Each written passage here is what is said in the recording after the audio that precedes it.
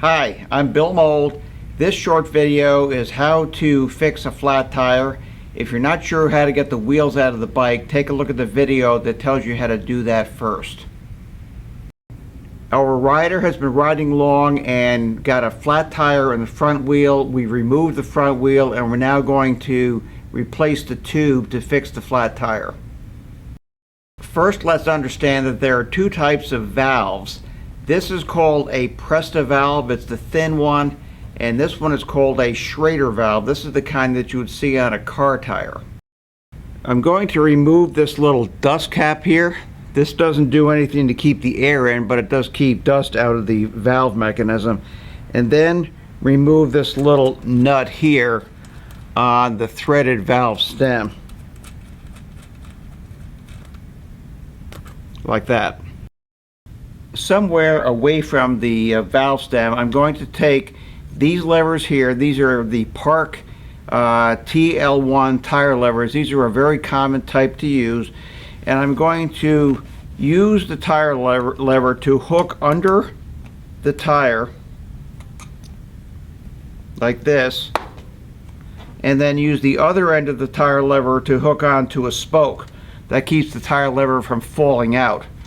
And go then just a little bit further away and do the same thing with another tire lever. Now I have two of them in there. By the time you've put in the second one, usually the tire will be far enough out that you can just go all the way around the rim like this and remove the tire, in the sense of getting one half of the tire out from inside the rim. I don't have to get the tire totally off the wheel. I just have to get one half of the tire off. Now I take my tube and just pull the flatted tube out from the rim, ending up over here where the valve stem is, which I can now easily remove. So out comes the valve stem, and now the flatted tube is entirely out of the wheel. Now something punctured the tire and tube in the first place, so I have to find that object, because if there's something that is still protruding through the tire and I put a new tube in, then that same object will immediately puncture the new tube.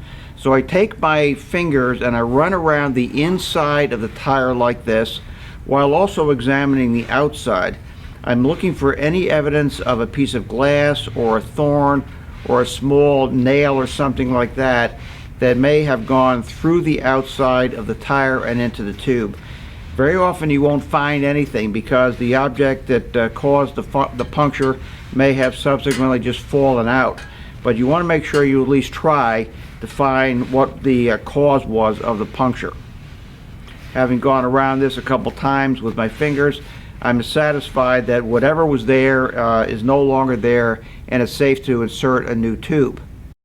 And this is the tube I'm going to put in. It's a specialized Presta valve tube, and if you turn and look on the end of it, you'll see that it's for a 700C wheel, and it's a 40mm long stem tube, so that's going to be about the right length to go through the rim that I've got.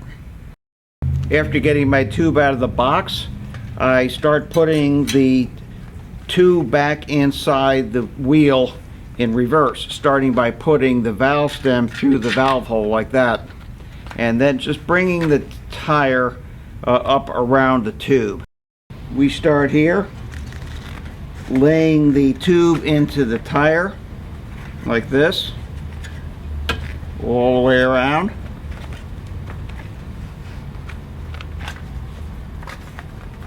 Being careful to not twist the tube, and I can easily get most of it in. The part that's up here I'll deal with in a minute.